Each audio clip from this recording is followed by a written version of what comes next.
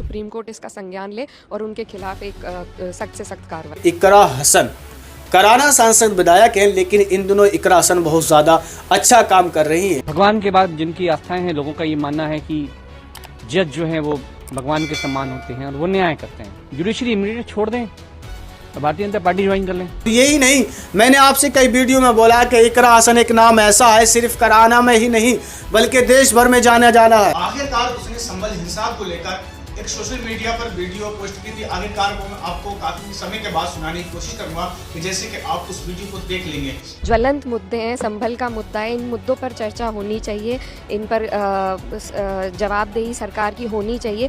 देखिए, बहुत अफसोसजनक टिप्पणी है, ये कॉन्स्टिट्यूशनल पोस्ट है जज की और उनके मुंह से इस तरह की भेदभाव की भावना उत्पन्न होना बहुत ही गलत है और ये हमारे देश के लिए बहुत घातक है। तो मेरी यही मांग है कि सुप्रीम कोर्ट इसका संज्ञान ले और उनके खिलाफ एक सख्त से सख्त कार्रवाई हो। लेकिन दोस्तों, आपने देखा होगा तमाम उम्र ऐसा हो रहा है जो हमारे लोकसभा में मुस्लिम सांसद विधायक हैं। आखिरकार हम मुसलमानों के लिए आवाज तो जरूर उठाते हैं, लेकिन आप देख रहे हैं कि सरकार कैसी चल रही है। लेकिन मैं इसको छोड़ते हुए आपको ये बताने की कोशिश करूंगा कि आखिरकार ये किस चीज के दावे किए जा रहे हैं कि संभल हिंसा को लेकर या फिर अजमेर दरगाह या और मस्जिदों को लेकर आखिरकार ये सर्वे करने की कोशिश कर रहे हैं। आखिरकार आपने देखा होगा कि इसमें असदुद्दीन ओवैसी साहब ने भी अपना बहुत बड़ा बयान हमको दिया था कि आखिरकार 1947 में इस टॉपिक पर जो है बात बिल्कुल खत्म हो चुकी थी कि आखिरकार चाहे वो धार्मिक मंदिर हो या फिर सिख हो या ईसाई, किसी भी मजहब का कोई भी धार्मिक स्थल हो, आखिरकार उससे छेड़छाड़ न की जाए। उसके बावजूद भी 2022 में जब ये दूसरा कानून लाया गया कि आखिरकार सर्वे करने का, तो आप लोग इत्मीनान से सर्वे करें। आखिरकार आपने देखा होगा कि संभल हिंसा में जब सर्वे करने के लिए लोग आए थे तो किस तरह से दूसरे नारे लगाए जा रहे थे। तो इसमें आपकी क्या राय है? पहले आप इस इकरा हसन की वीडियो देखें। जी, हमें उम्मीद है कि जिस तरीके से संज्ञान लिया गया है तो वहाँ से न्याय भी मिलेगा और ऐसे जो लोग हैं जो इस तरह की भावना अपने मन में रखकर ऐसे पदों पर बैठे हैं जहाँ से हमारा देश चल रहा है, तो उनको खास तौर पर सेंसिटिवाइज करने की ज़रूरत है और मुझे उम्मीद है सुप्रीम कोर्ट सख्त कार्रवाई करेगी। सदन नहीं चल रहा है, किरण रिजिजू कह रहे हैं आप लोग तमाशा कर रहे हैं, हॉलीडे मना रहे हैं, हंगामा करते हैं। देखिए, हमारे जो मुद्दे हैं उन पर चर्चा हो तो तो सदन भी चलेगा, लेकिन अगर सरकार सिर्फ अपनी कार्रवाई करना चाहती है तो ऐसा तो नहीं होगा, क्योंकि विपक्ष भी एक वजह से यहाँ पर मौजूद है। हमारी जो मांगे हैं, हमारे जो मुद्दे हैं, ज्वलंत मुद्दे हैं, संभल का मुद्दा है, इन मुद्दों पर चर्चा होनी चाहिए, इन पर जवाबदेही सरकार की होनी चाहिए और वो क्योंकि तैयार नहीं है इसीलिए सदन नहीं रुक रहा है। वो लोग जवाब देंगे तो सदन चलेगा। लेकिन इसमें यह बताया जा रहा है कि पहली बार इकरा हसन ने राजनीतिक करियर में जैसे कदम रखा, अखिलेश यादव की पार्टी से टिकट मिलता है इकरा हसन को।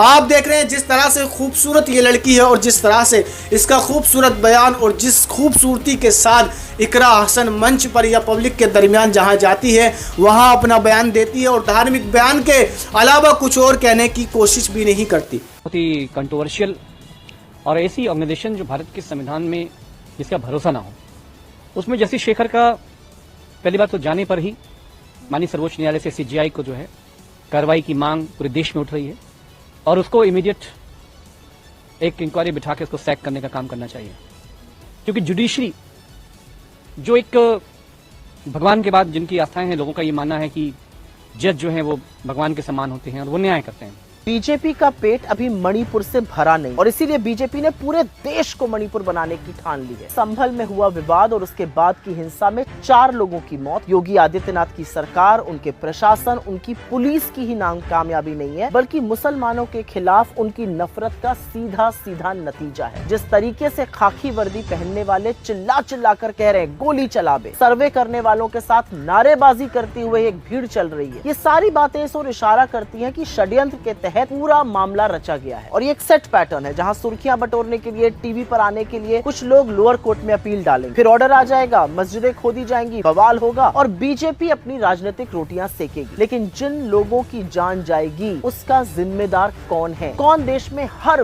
वक्त नफरत भड़काए रखना चाहता है? कौन मारने काटने नफरत की राजनीति करता है? इस देश को बांटने के एजेंडा आखिर भाजपाई और योगी मोदी क्यों चला रहे हैं और क्या मिलेगा आपको मेरे देश को जलाकर? दोस्तों, आपने देखा होगा तमाम उम्र ऐसा हो रहा है जो हमारे लोकसभा में मुस्लिम सांसद विधायक हैं। आखिरकार हम मुसलमानों के लिए आवाज तो जरूर उठाते हैं, लेकिन आप देख रहे हैं कि सरकार कैसी चल रही है।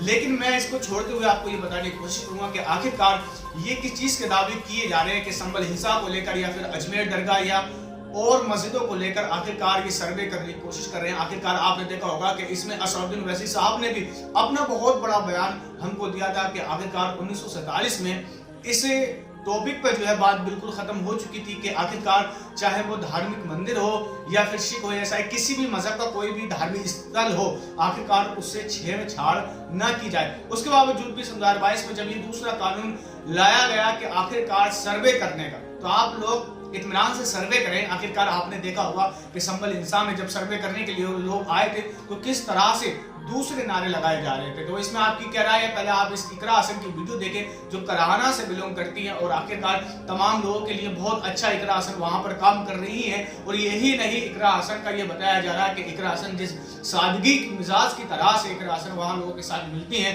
और आखिरकार तमाम हजारों लोगों के मंच के दरमियान जब इकरा हसन जाती हैं तो खास तौर से अपने आंचल का बहुत ज्यादा ध्यान रखती हैं। तो इसमें आपकी क्या राय है वो भी आप कमेंट करके बताना। जी बिल्कुल, हमारी पार्टी का लगातार यही स्टैंड है कि जो प्लेसेस ऑफ वर्शिप एक्ट है वो एक वजह से लाई गई थी, क्योंकि अगर हम इस तरीके से कैरेक्टर जो इससे पहले जो शासन रहे हैं, जब लोकतंत्र 47 के बाद आया है, उससे पहले राजशाही शासन थे, उसमें जिस हिसाब से अगर काम होते थे, अगर हम लोकतंत्र में भी वही रवैया अपना लेंगे तो लोकतंत्र का कोई महत्व नहीं रह जाएगा। और लगातार जैसे संभल हिंसा में लोकतंत्र की धज्जियाँ उड़ाई जा रही है, तो बिल्कुल सही बात है, प्लेसेस ऑफ वर्शिप एक्ट एक वजह से है और उसका नियम, उसका पालन और उसका रिस्पेक्ट होना चाहिए। आपको क्या ऐसा लगता है कि वो कह रहे हैं कि कॉन्स्पिरेसी है भारतीय जनता पार्टी द्वारा, क्या आपको ऐसा लगता है कि अगर खुदाई हुई तो वाकई में पूरा देश ही? जी बिल्कुल, देखिए इससे माहौल बिगड़ता है और अगर इसी तरीके से